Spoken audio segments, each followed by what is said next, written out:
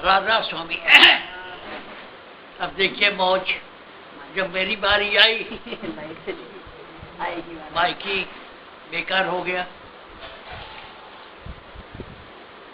बहुत सी बातें सोचते हैं आप लोगों से कहने की, लेकिन मौका भी कम मिलता है, बात भी कम होती है। देखो भाई, दुनिया में आज मैं 4:30 बजे हो गया, अब वो टीवी खोलता हूँ, सारे सत्संग महात्माओं के आते हैं।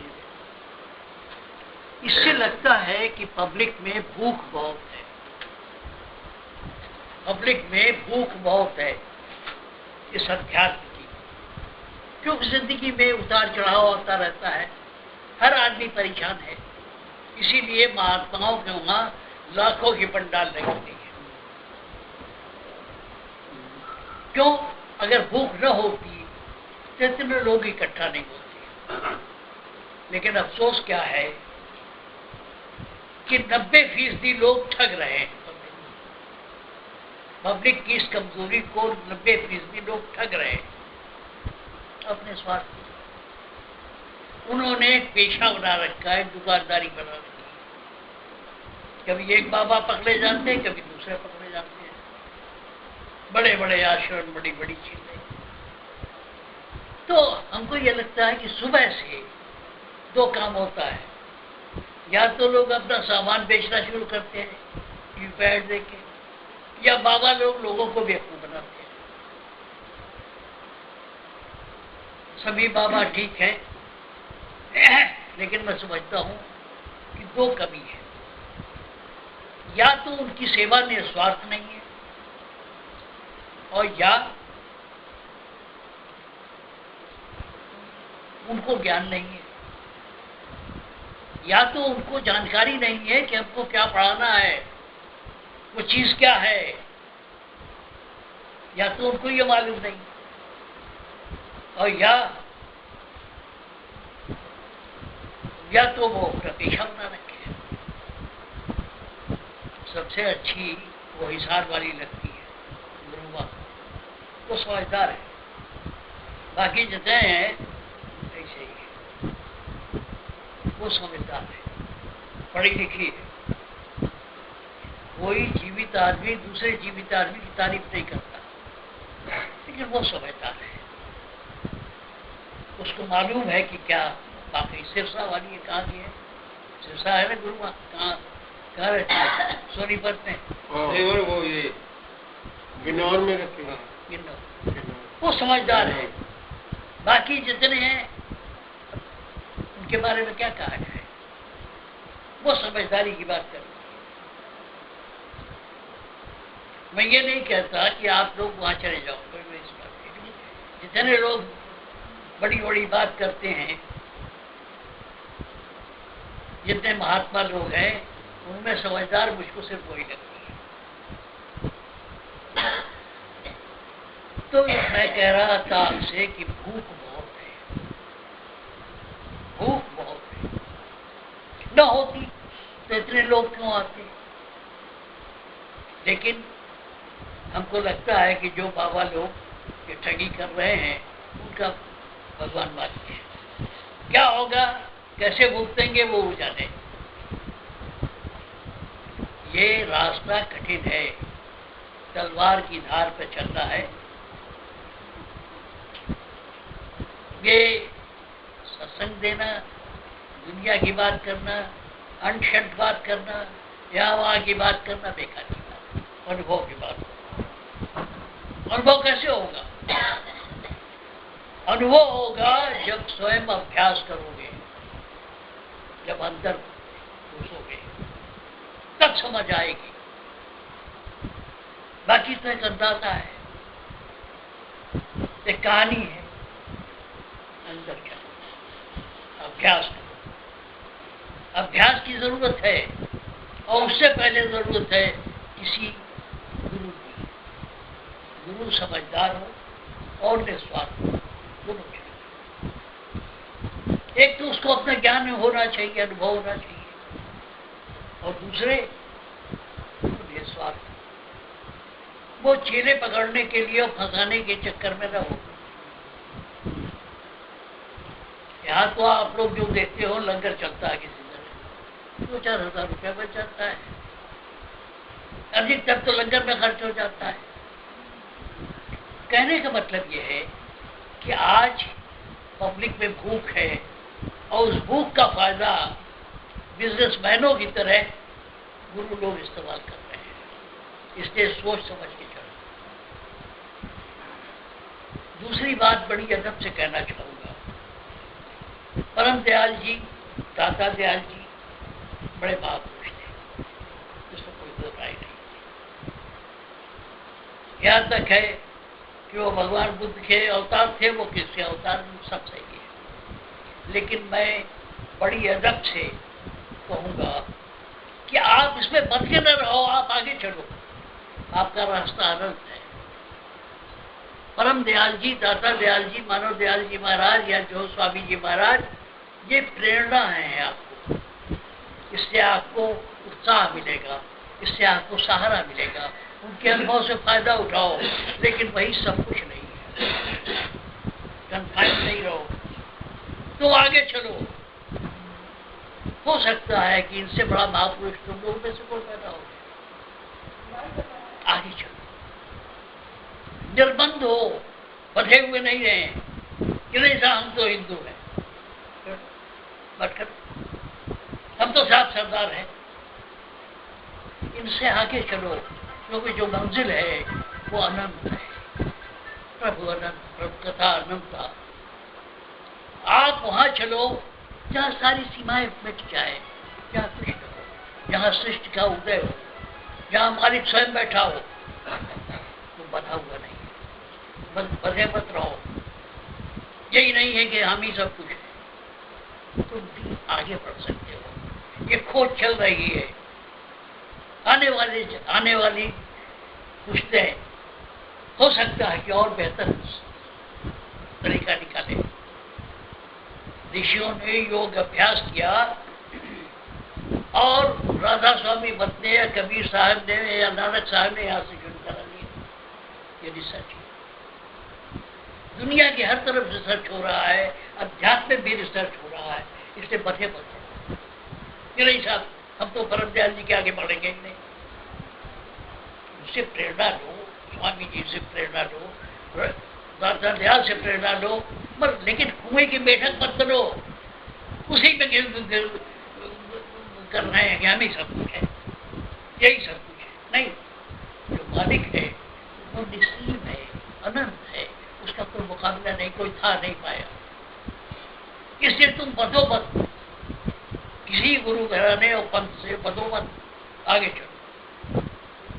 जहां तक उन्होंने बताया ठीक है, तुम और आगे चलो। मिसाल के तौर पे हिमालय की सबसे बड़ी चोटी एवरेस्ट है, उस पर चढ़े सैकड़ों आदमी चढ़ चुके। तो जो एक नया चढ़ने वाला होता क्या करता है, पुराने वालों का अनुभव प्राप्त कर लेता है और सोचता है कि उस मकाम पर ये हमें तकलीफ होगी, उसका इंतजाम कर लेता है।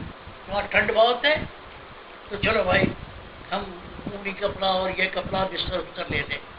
वहाँ फला जगह खाने को नहीं मिलता है, चलो भाई ऐसे सामान ले लेके उसको हम जी ले। इसी तरह जितने पहले संत हुए हैं उनसे प्रेरणा लो, उनसे अनुभव लो, लेकिन तुम आगे बढ़ो। तुम्हारी मंजिल ये नहीं है कि कुएं के मेढक की तरह आप उसी तक चक्कर लगा रहे हैं। यह मानवता खोज रही है और खोजती रहेगी।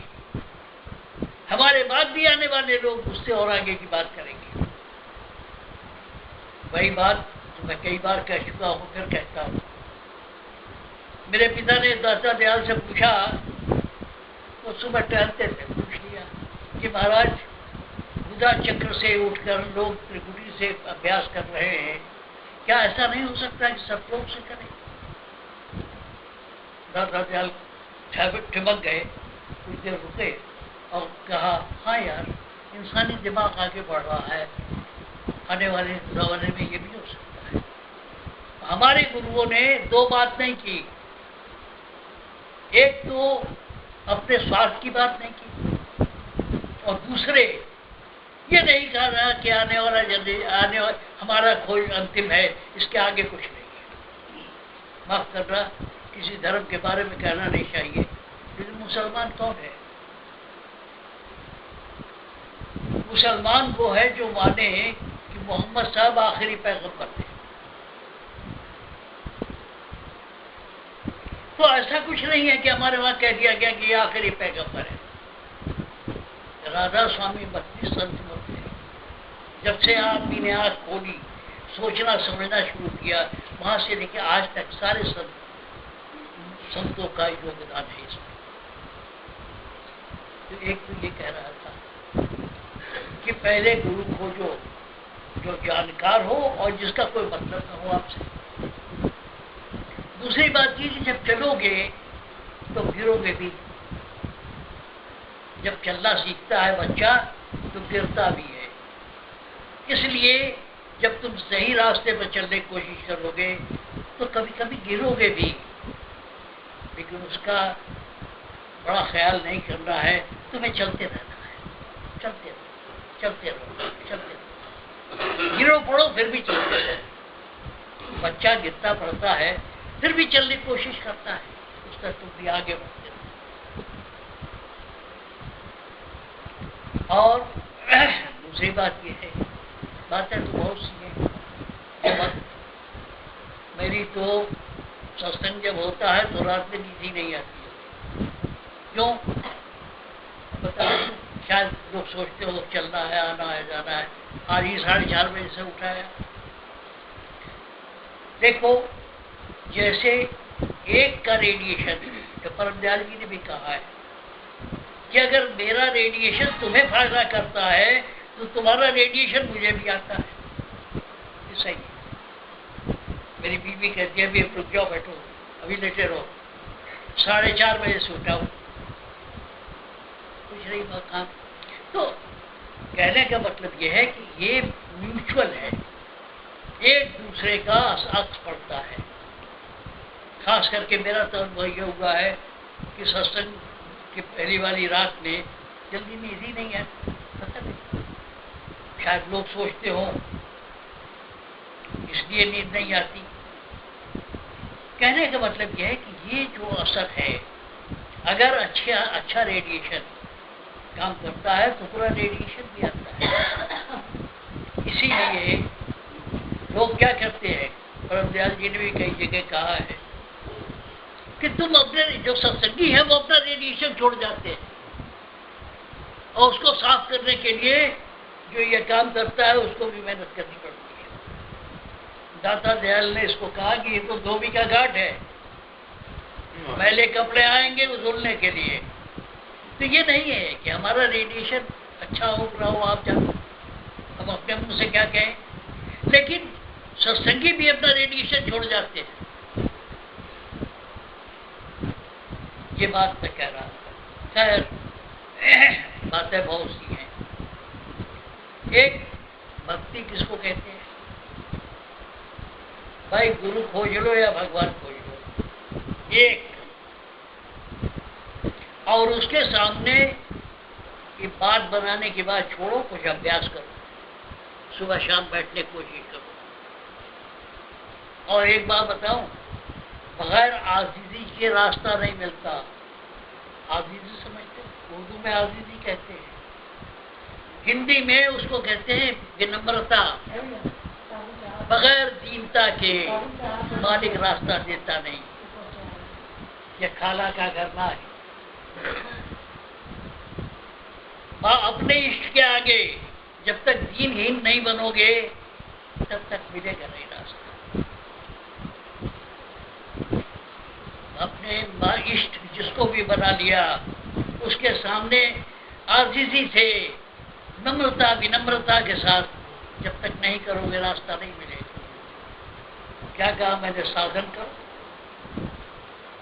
गुरु खोज लो, जैसे बताया साधन करो, और फिर अपने इष्ट के सामने आजीजी से बैठो, दीनता से बैठो, ये नहीं कि साहब मैं तो फला अफसर हूँ, फला ये है, मेरे पास क्या है। तो भक्ति करने का एक तरीका ये भी है, अब जिसको भी इष्ट बनाया है उसके सामने दीनहीन बनो, भिखारी बनो, तो रास्ता मिलेगा। अब एक कसौटी देखो, इस मत में एक सबसे अच्छी बात यह है कि अच्छी बात जहां से मिले ले आओ, और धर्मों की तरह नहीं, और पंथों की तरह। ये धर्म नहीं है, पंथ है, रास्ता है। ये राधा स्वामी पंथ है। पंथ का मतलब रास्ता है, तरीका है, और हम किसी की निंदा नहीं करते। तो कसौटी क्या है? अच्छी चीज जहां से मिले,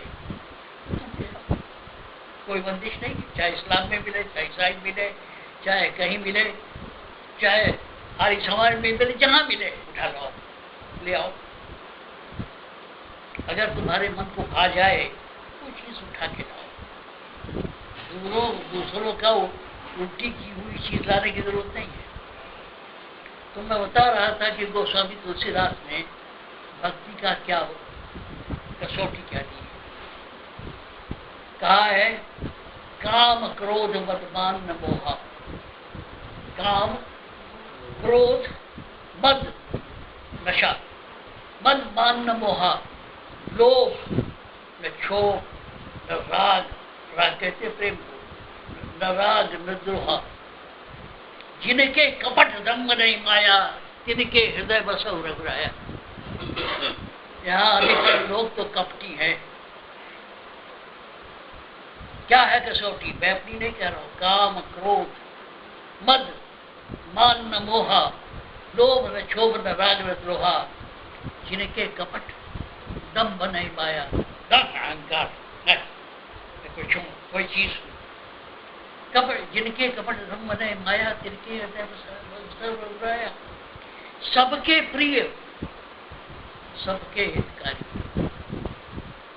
जो सबके सबसे प्रेम करे और सबका हित सोचे, सबके प्रिय, सबके हितकारी, दुख सुख सरिष प्रशंसाकारी। तारीफ कर रहा हो, कोई शिकायत कर रहा हो, समभाव होना चाहिए। दुख सुख सरिष प्रशंसाकारी, कहीं सत्य प्रिय वचन विचारी। मुझे कहना है कि एक आदमी कुरूप है, तो उसको इस ढंग से कहो, अंधे को अंधा नहीं सूरदास कहो। कहीं सत्य प्रिय वचन विचारी, जागत सोच छल तुम्हारी, तुम्हें छाण कर दूसर नहीं, राम बसव तिनके मन भाई। तो स्वामी तुलसीदास के इष्ट राम थे, ये राम की बात है। स्वामी सखा पित मात गुण, जिनके सब तुम तार, मन मंदिर तिनके बसो सी से। ये प्रार्थना गोस्वामी तुलसीदास की। कहने का मतलब यह है कि इसमें भी बहुत कुछ है सीखने और समझने को। दरवाजा कब खुलेगा? ये मान के चलता हूं कि हम लोग पूर्ण नहीं है, कमी है, लेकिन ये तुम्हारा इष्ट होना चाहिए, आदर्श होना चाहिए कि इन गुणों को अपने अंदर पैदा करें। आज तो नहीं है, लेकिन हम प्रयास करते रहेंगे। आदर्श का मतलब जानते हैं क्या है? आदर्श, आइडियल। आइडियल वो है कि जो हम पा न सके, लेकिन कोशिश करते रहे। और जिस दिन पालेंगे उस दिन वो आइडियल खत्म हो जाएगा, वो और आइडियल हो। जैसे 400 मीटर की दौड़ 3 मिनट 7 सेकंड में अगर पूरी होती है, ये आइडियल है। कम बेश होता रहेगा, लेकिन जिस दिन कोई खिलाड़ी 3.7 मिनट में पा लेगा, उस दिन वो आगे बढ़ जाएगा। तब 3 पा आ जाएगा, 2 पा आ जाएगा, 1 पा आ जाएगा। इस तरह आइडियल वो है जिस पर हम कोशिश करें लेकिन पा न पाए। जिस दिन हम छू लेंगे उस दिन वो आइडियल नहीं रहेगा। कोशिश करो। ये जरूरी नहीं है कि बाबा फकीर या ऋषि जी, मैं अदब से कह रहा हूँ, अहंकार से नहीं कह रहा। जहां तक पहुंचे वहां तक तुम पहुंचो, आगे चलो, तुम्हारी मंजिल और आगे। इन गुरुओं से प्रेरणा लो, सीखो, आगे बढ़ो। फिर अब बात लंबी हो जाएगी, इसलिए कम कर रहा हूं। दाता दयाल ने एक जगह कहा है, ऊंची दृष्टि करे जो प्राणी, सार भेद कछ पावे, सार पाए शरणागत आवे, आवागमन रसाए। राधा स्वामी मत की श्रेष्ठता क्या है? यहाँ इस जिंदगी की बात नहीं करते हैं, कहते हैं तो पहला ही नौ मार्ग में मुक्त हो जाओ। यहाँ जो लक्ष्य है क्या है? यही नहीं कि आज की जिंदगी खुशहाल है, तुम इस मरने जीने के चक्कर से ही खत्म हो जाओ, आगे चलो। तो ऊंची दृष्टि करे जो प्राणी, सार भेद कछ पावे, सार पाए शरणागत आवे, आवागमन कसाए। आवागमन के चक्कर से तुम छूट जाओ, ये इसका लक्ष्य है, इसका आदर्श ये है। और कैसे? सहज तरीके से जिंदगी जीते हुए, घर गृहस्थी संभालते हुए, बाल बच्चों से प्यार करते हुए वैराग और प्राप्त हो जाए। इसमें क्या रास्ता है? उपराम। एक तो रास्ता आधा है, बुधा चक्र से चलना नहीं पड़ता, बाबाओं की तरह योग नहीं करना पड़ता। दूसरा क्या है? दूसरा यह है कि अब फिर ना आए। मैंने पहले भी कहा है और अब भी कह रहा हूं, देखो, अध्यात्म और वो दोनों विज्ञान एक साथ साथ चलना चाहिए। आज विज्ञान का रिसर्च ये है कि हमारे ये खोपड़े में दो हिस्सा है, एक बायां है, एक दायां है। कहते हैं कि जितनी तामसिक वृत्तियां हैं वो बाईं तरफ है, और जितनी सात्विक वृत्तियां हैं वो दाईं तरफ। और अभ्यास कैसे कराया जाता है इसमें? इस लाइन पर सुषमणा से। तो ना आपकी रुझान दाएं रहेगी न बाएं रहेगी, सार रहोगे, मुक्त हो जाओ। मुक्त कैसे होगे? जब आपकी आसक्ति, बड़े बड़े किताबों में लिखा गया है, जब आपकी आसक्ति न तामसिक रहेगी न सात्विक रहेगी। कितना सहज रास्ता है, चलते चलो, चलते चलो, चलते चलो। धीरे धीरे आपकी आसक्ति दोनों तरफ से खत्म हो जाएगी और आप मुक्त हो जाओगे। जो अभ्यास यहाँ सुषमणा पे करने का तरीका है वो यही है कि आपका झुकाव या आसक्ति न सात्विक हो न तामसिक हो। जिसको कहा है कहीं दाता दयाल ने कि कपास की तरह, कपास की तरह, क्या कहीं कहा है कि कपास की तरह हो जाओ। कपास में क्या कोई स्वाद नहीं है, न मीठा है न खट्टा है। इसलिए ये जो आसान रास्ता है, इस रास्ते से चलना चाहता हूँ। क्या भाई? लाइट आ गई।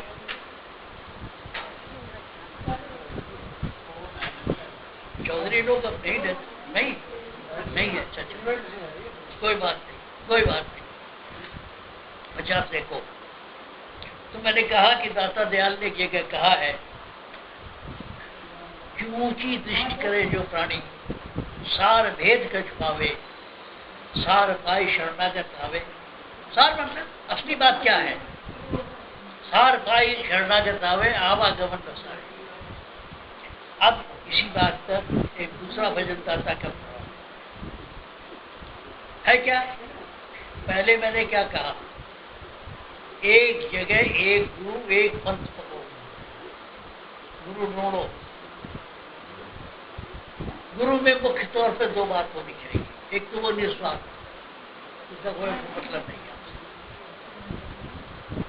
दूसरे के जानकार हो, जानकार नहीं है तो कुछ बता देगा।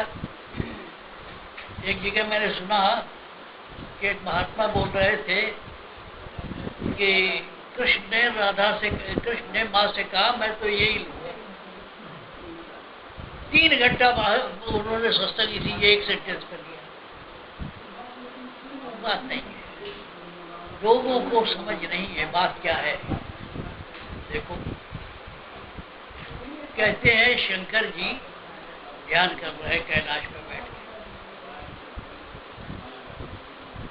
शंकर जी न जाने कितने वर्षों से, कितने अरब खरब सालों से सिर्फ ध्यान लगा रहे हैं। और रामायण में आता है कि विष्णु शंकर जी का ध्यान करते हैं और शंकर जी विष्णु का ध्यान करते हैं। क्या मतलब है भाई? इस बात को समझो। ये दोनों परम तत्व का ध्यान करते हैं। कबीर साहब ने कहा है कि इनके भरोसे रहियो, ब्रह्मा विष्णु महेश्वर के भरोसे मत रहियो। जो परम तत्व है इसका ध्यान शंकर भी करते हैं, इसका ध्यान विष्णु भी करते हैं। तो कहने का मतलब क्या है? उस परम तत्व का को आधार समझो। तो पहली बात तो मैंने जो कहा कि एक गुरु हो और फिर जैसे वो बताया अभ्यास करो, बातें बनाना छोड़ दो। मेरा फर्ज है कि मैं कह जाऊं, एक गुरु खोजो, फिर जैसे वो बताए अभ्यास करो, और फिर अभ्यास करने के बाद आगे क्या करो तू बता।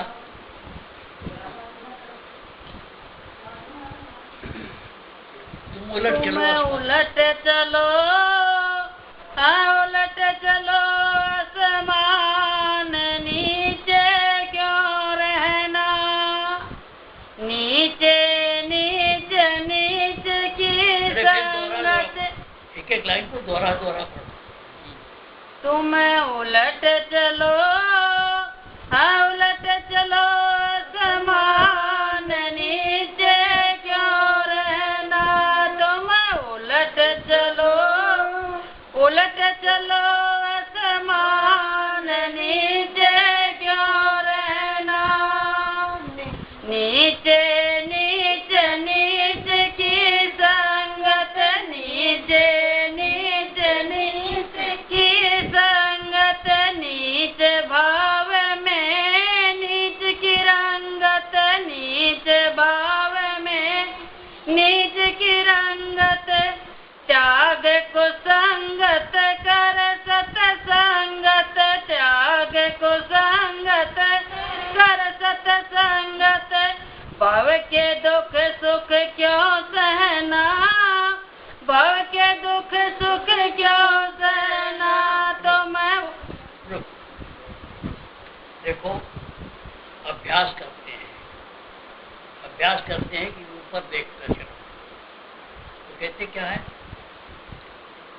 ये आसमान, ये जो खोपड़े में ये सब यहाँ के बाद 10वें दरवाजे के बाद अगम लोग अलग लोग ये गए, तो आसमान में देखने की कोशिश करो। ये आसमान है, तुम्हारा खोपड़ा आसमान है। तो कहते हैं तुम उलट चलो आसमान, नीचे क्यों रहना? नीचे नहीं, तुम्हारी मंजिल अनंत है, और आगे और आगे और आगे। आसमान, तुम्हारे खोपड़े में आसमान है, उधर देखो। उलट चलो आसमान, उलट चलो आसमान, नीचे क्यों रहना, नीचे नीच, नीचे जो है ये जो सड़क छाप लोग हैं, नीचे नीच, नीच की संगत, नीच पाँव में नीच की रंगत, जो उनका विचार है वही तुम्हें लपेटा रहेगा। कहते हैं त्याग कुसंगत कर सत्संगत, भाव के दुख सुख क्यों सहना। ये जो खराब विचार है, जो अग्रवाल साहब कह रहे थे विचार को दृढ़ कर दो, कहते हैं सत्संग क्या है? अच्छे लोगों के साथ में रहना, जहाँ मन विकृत न हो, मन खराब न हो। अभी चलो कहीं कोई तजुर्बेकार आदमी मिल जाए, दुनियादार, वो 15-10 मिनट बात करेगा तो तबीयत आपकी कहाँ से कहाँ गिर जाएगी। अभी जो हो रहा था खाने पे फला जगह खाना खा लिया, ये हुआ। जितने लोग साधक हैं उनके ऊपर असर जल्दी होता है। जो छोटे बदमाश हैं उनको उनके ऊपर असर नहीं होगा, लेकिन चूंकि आप साधना करते हो, आपका मन कुछ स्थिर और पवित्र हो चुका है, इसलिए जल्दी असर होगा। अगर किसी की कमाई ठीक नहीं है या किसी का विचार ठीक नहीं है तो आपके फट से असर हो जाएगा। सत्संग के बहुत बड़ा फायदा ये है, आप किसी घर जाओगे फट से आपको असर हो जाएगा किसका देरी है ठीक नहीं है। भाई हरविंदर सिंह कह रहे हैं, सबको नहीं होता, बहुत से लोग उनके वहां आते जाते हैं। ये साधन अभ्यास करते हैं इसलिए फट से कोई भी चलो। बाकी लोग कहीं कहीं से ऐसे ऐसे लोग हैं जो नापदान में से पैसा निकाल लें, उनका कोई नहीं होता। आपको गलत ढंग से विचार से अगर कोई दे दे तो आपका फट से असर हो जाएगा, इसलिए कि आपका अंतर साफ हो चुका है काफी।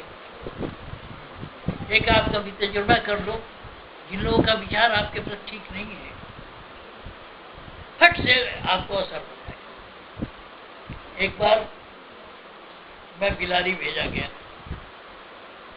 मानव दयाल जी महाराज ने बिलारी भेज दिया, वहाँ कुछ चल रहा था तो अब दो ग्रुप हो गया था वहाँ। ये ग्रुप वहाँ मानवता मंदिर में बना हुआ है, ये ग्रुप कंट्रोल करेगा कि वो ग्रुप कंट्रोल करेगा। बातचीत की तो मुझको ये समझा जाता था कि मैं दूसरी पार्टी का आदमी। तो एक गुप्ता जी हैं वहाँ, उन्होंने मुझे बांध दिया। बाद में मेरी बातचीत से जब उनको इत्मीनान हो गया, मैं उनके वहाँ खाना खाया, रात में सोया भी। मैं ये कह रहा, अपना अनुभव इसलिए कह रहा हूँ, जब उनका विचार ठीक नहीं था तो मामूली चीज जो है वो उल्टी हो गई, और जब उनका विचार ठीक हो गया तो मुझे आनंद ही रहा, आया किया रहा। ये जो असर है सत्संगी हो, आप ये महसूस करो। दुनियादारों के वहां जाओगे पट से मालूम हो जाएगा ये इस आदमी का भाव क्या है, आपके प्रति इस आदमी का भाव क्या है, कि आप भाप लोगे, पहुंचते ही भाप लोगे। आप बातचीत करने जा रहे हो, पंचायत करने जा रहे हो, मालूम हो जाएगा ये बात जमेगी कि नहीं जमेगी, ये मेरा विरोधी है, फट से मालूम हो जाएगा। खैर, तो बात ये नहीं था। अभ्यास करने पर क्या करना है, मंजिल पर अटकना नहीं है।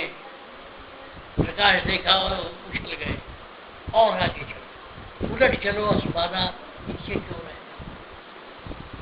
आपका लक्ष्य जो होना चाहिए आकाश, आकाश को आज तक कोई नाप नहीं पाया, अनंत है।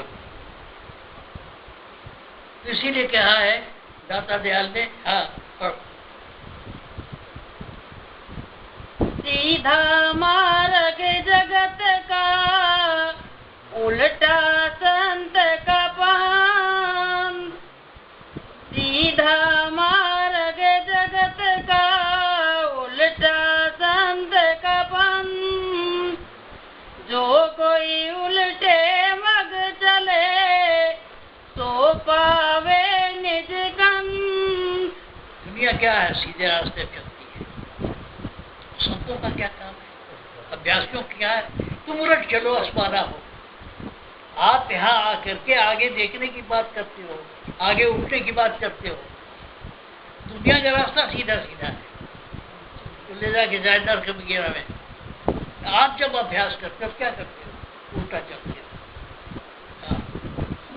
तुम उलट चलो, हाँ उलट चलो, आसमान नीचे क्यों रहना। नीचे माया, नीचे काया, नीचे माया, नीचे काया, नीचे धाई, नीचे छाया। इसके भरम में जो कोई आया तो रहा यम भव के भरम में क्यों दहना, भव के भरम में क्यों दहना। आप अपने शरीर को देखो, जितनी अच्छी इंद्रियां है वो ऊपर है, जितनी इंद्रियां आपकी सात्विक हैं वो अधिकतर ऊपर है। आंख है, कान है, नाक है, और इसके नीचे सारी माया काया है। सब लोग समझदार हैं, इसको आगे व्याख्या करने की जरूरत नहीं है। जो कामेंद्रियां वगैरह हैं वो शरीर के निचले हिस्से में है, ऊपर नहीं है। आंख, कान, नाक सब ऊपर है, और जो फंसाने वाली इंद्रियां हैं वो नीचे है। उसे कहते हैं हाँ, ऊंचे गंग तरंग है। इसको फिर पढ़, नीचे माया नीचे काया। नीचे माया नीचे काया, नीचे छाई नीचे छाया, इसके भरम में जो कोई आया, तो रहा यम बंध बंधाया। भव के भरम में क्यों बहना, भव के भरम में क्यों बहना। तुम उलट चलो आसमान, नीचे क्यों रहना। दाता दयाल जो कुछ भी कहते थे तो खूबी ये थी कि बगैर सबूत के बात नहीं करते। आज सुबह एक महात्मा कथा सुना रहे थे, सत्संग को जो बढ़ाना होता तो कथा सुना। कथा का कोई प्रमाण नहीं है कि ऐसा हुआ था कि नहीं हुआ था, ऐतिहासिक तथ्य नहीं है। जो चाहो कहानी बना के सुना अपने सत्संगियों को। लोग क्या करते हैं, कथाएं बना के सुनाते हैं कि एक राजा था, वो जा रहा था, फिर उसको एक ऋषि मिला, साधु मिला, उसने ये कहा बेटा कमंडल भर दे तो तेरे बन जाओ। ये सब बनी बनाई कहानियां है, इसका कोई प्रमाण नहीं है। इस मामले में जैनी अच्छे हैं। जैनी और हिंदुओं फर्क जानते हैं। जैनी तार्किक हैं, बगैर सबूत के कोई बात मानते नहीं। वो शंकर जी थे नहीं थे तो प्राण नहीं और नहीं मानेंगे। तो वैसे तो बड़ी हिंदुओं और जैनियों में बड़ा वो चला कि अगर कहीं शेर हो और किसी जैनी का घर हो तो तुम शेर के साथ तो रहना, जैनी घर में रहता है। ये जैनी तार्किक है, सबूत की बात करते हैं। उसी तरह दाता सबूत दे रहे हैं। क्या? ऊंचे गंग तरंग है, ऊंचे गंग तरंग है, ऊंचे जमुन का नीर, ऊंचे सरस्वती धार है, सिंधु था गंभीर। अब ऊंचे चलने की बात कही दाता ने क्या कहा कि जो स्रोत है, जो गंगा निकलती है, गंग तरंग ऊंचाई पे है, पहाड़ पे, हिमालय पे। यमुना वहीं से है, यमुना भी ऊंचाई से निकलती है, कोटा साहब की तरफ से हो गया। और सरस्वती जो अब लुप्त हो गई है वो भी वहीं से निकलती है, होके हरियाणा और होके निकल रही है, गुजरात जा रही है। तो कहते हैं ऊंचे गंग तरंग है, ऊंचे जमुन का नीर, ऊंचे सरस्वती धार है, सरस्वती नदी। सिंधु अथाह गंभीर, सिंध नदी भी पहाड़ों से निकलती है। अब चाहे हिंदुस्तान में हो न हो, हाँ तुम उलट चलो, तुम उलट चलो, हाँ उलट चलो आसमान, नीचे क्यों रहना।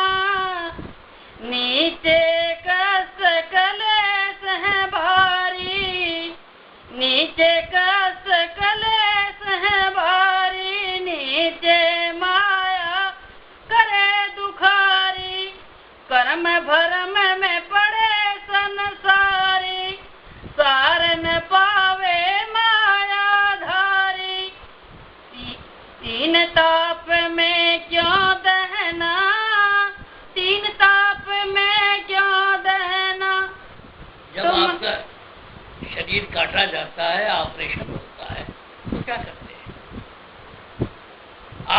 क्लोरोफॉर्म सुखा देते हैं और आपकी सूरत ऊपर चढ़ जाती है। योगी लोग क्या करते हैं, वो अपना ध्यान लगा करके वहां पहुंच जाते हैं। तो जो कष्ट है वो नीचे ही है। जब आप सतलोक से आगे होते हैं तो वहां कष्ट नहीं होता। शायद परम दयाल जी ने या किसने कहा था कि ऑपरेशन करना है, कोई बात नहीं, हमें क्लोरोफॉर्म मत दो। हाँ, हम चलेंगे वहीं बगैर क्लोरोफॉर्म के। जो अभ्यासी होता है वो अपनी सूरत खींच के वहां पहुंचा देता है। तो जो कष्ट है वो नीचे ही है। अभी मैं बताऊं तो मुझे हफ्ते में 2 बार सुई पोछी जाती है, तो क्या करता हूँ, सांस खींच लेता हूँ, दर्द कम हो जाता है। सांस खींच लो, आपको चोट लगती है, क्या करते हैं, ऊह करने में आप सांस रोक लेते हैं और मुंह से निकाल देते हैं हवा, आपको तकलीफ कम होती है।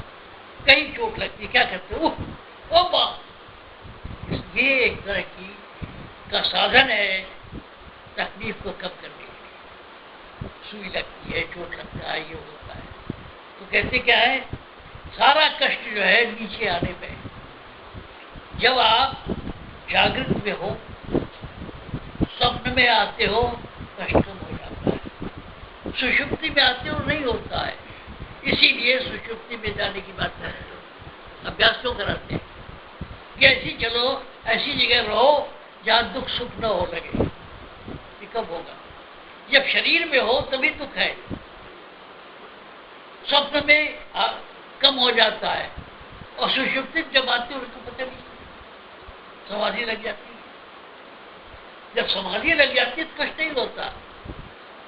ये फीलिंग जो है आपकी, क्या होता है, डॉक्टर आजकल क्लोरोफॉर्म सुना के आप इसको चढ़ा देते हैं, वैसे योगी जो है वो अपनी सूरत चढ़ा करके काम कर लेते हैं। देखो क्या है, ऊंचे सूर्य प्रकाश है, ऊंचे चंद्र की ज्योत, ऊंचे ज्ञान भंडार है, ऊंचे सत्य का स्रोत। तुम उलट चलो, हाँ उलट चलो आसमान, नीचे क्यों रहना। ये जितनी चीजें हैं, प्रकाश है, प्रकाश का स्रोत क्या है, सूर्य है, ऊपर है, आसमान में है। चंद्रमा प्रकाश देता है, वो भी ऊपर है। दाता दयाल कहते हैं, मिसाल दे रहे हैं कि ऊंची क्यों चलो, क्योंकि जो ये चीजें हैं ऊपर ही है, नीचे नहीं है।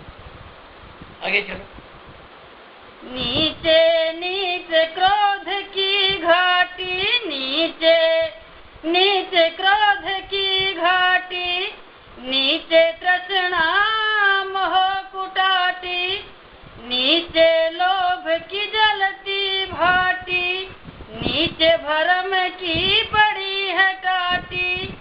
नीचे नीचे का है लहना, नीचे नीचे का है लहना। आप सबका ये अनुभव है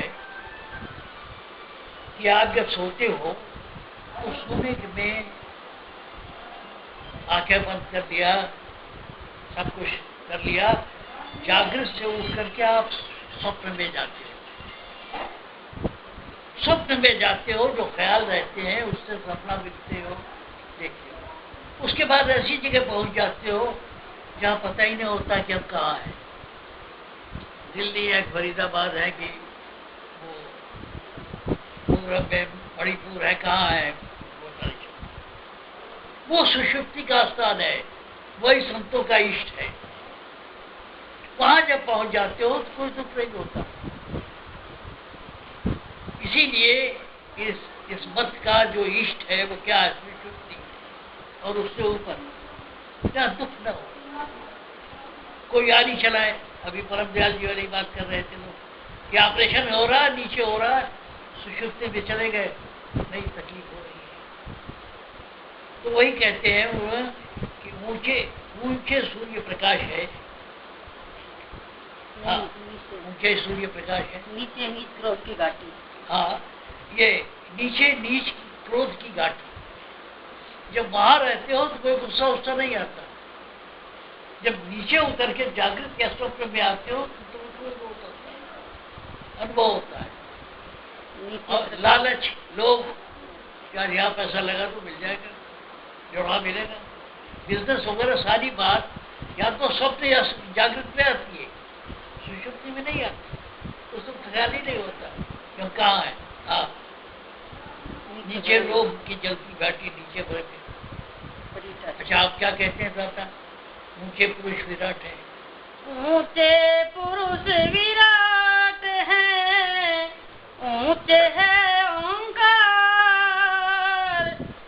ऊंचे शून्य का देश है, ऊंचे सोहम सार। तुम उलट चलो, उलट चलो आसमान, नीचे क्यों रहना। पहले तो चांद सूरज की बात कही, भाई ये सब ऊपर है इसलिए ऊपर चलो, उलट चलो। फिर कहा नीचे क्या है? क्रोध है, पाप है, माया है, ये इतना कचड़ा है वो नीचे। ऊंचे पुरुष विराट है। आप क्या कह रहे हैं? ऊंचे पुरुष विराट है जिस हो रहे हो, वैसे तो विराट भी एक अवस्था है, आपको उससे वो चल रहा है। जो विराट पुरुष दिखाई देता है वो तो अभ्यास का बीच का हिस्सा है।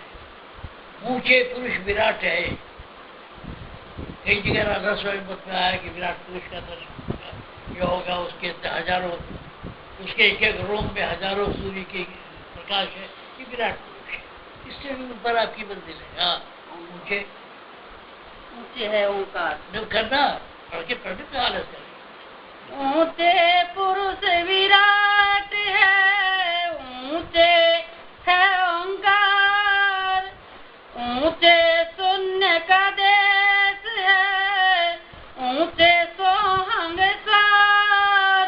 जो कुछ भी मंजिल आपके अभ्यास की है सब ऊपर ही है, नीचे नहीं है। आगे तुम उलट चलो, हाँ उलट चलो आसमान, नीचे क्यों रहना। नीचे इंद्रिय भोग विलासा, नीचे आशा, नीचे वासा। इंद्रियां जो है, आपकी इंद्रियां जो है वो शरीर के निचले हिस्से में है।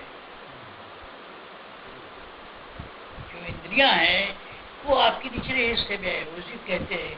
हाँ, नीचे इंद्री, नीचे इंद्रिय भोग विलासा, नीचे आशा, नीचे वासा। नीचे जो कोई करे निवासा, तो रहे दिन रात निराशा। नीची रहा को क्यों चहना, नीची रहा को क्यों चहना। मैं इसीलिए कह रहा था कि जब आप सुषुप्ति से नीचे उतरते हैं, जो सबका अनुभव है, आप महसूस नहीं करते, ये बात दूसरी है। लेकिन हर आदमी रोज सुषुप्ति में जाता है, स्वप्न में आता है। पहले क्या होता है, जागता है, फिर सोने लगता है तो दुनिया भर का ख्याल आता है कि हम इस बार 3 दिन के बाद खेत में गेहूं बोएंगे, ईख बोएंगे। सोचते सोचते सो जाता है, अब वहां पहुंच जाता है ना, उसको पता नहीं चलता का।